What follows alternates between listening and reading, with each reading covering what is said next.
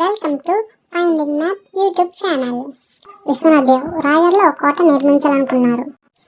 మహారాజు తన కోట మధ్య గదిలో అమ్మవారిని ప్రతిష్ఠించి పూజలు చేయడం వల్ల మజ్జిగారి అని తల్లిగా పేర్కొంది.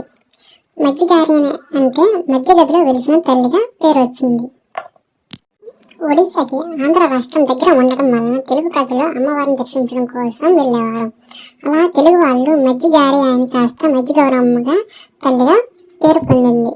విశ్వనాథ్ దేవ్ మహారాజ్కి 108 మంది భార్యలు ఉండేవారంట. అలా ఒకరోజు గోల్కొండ పాలకుడైన ఇబ్రాహీం కుతుబ్ షా సేనాధిపతి అయిన రుతుబ్ ఖాన్తో రాయగడపై దండెత్తి విశ్వనాథ్ దేవ్ మహారాజ్ని హతమార్చాడు. విశ్వనాథ్ దేవ్ మహారాజు మృతి చెందడంతో 108 మంది భార్యలు అగ్నిగుండంలోకి దూకి ఆత్మార్పణం చేసుకున్నారు. ఎక్కడైతే 108 మంది భార్యలు ఆత్మార్పణం చేసుకున్నారో దాన్ని సతికుండంగా పిలుస్తూ ఉంటారు ప్రజలు.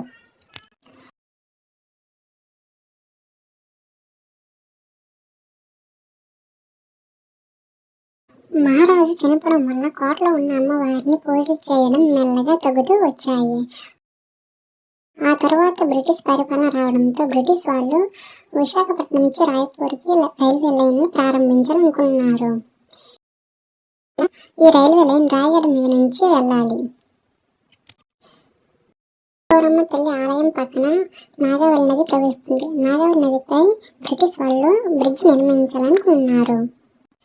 బ్రిటిష్ వాళ్ళు నాగవల్లి నదిపై బ్రిడ్జ్ నిర్మించిన సగంలో ఉండగానే ఆ బ్రిడ్జ్ కూలిపోతూ ఉంటుంది.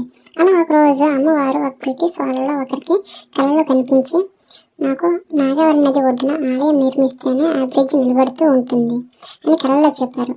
అలా నాగవల్లి నది సమీపంలో బ్రిటిష్ వాళ్ళు ఆలయాన్ని నిర్మించారు. గౌరమ్మ తల్లి గుడిలో వెళ్ళగానే మనకు ఒక మెరుస్తూ ఉన్న ఇతర గుర్రం కనిపిస్తుంది. ఆ గుర్రం 5 గంటల ఎత్తడితో రూపొందించబడింది. రాత్రి వేళలో అమ్మవారు ఆ గుర్రంతో రాయగడ చుట్టూ తిరుగుతూ ఉంటారు అని ప్రజలు నమ్మకం.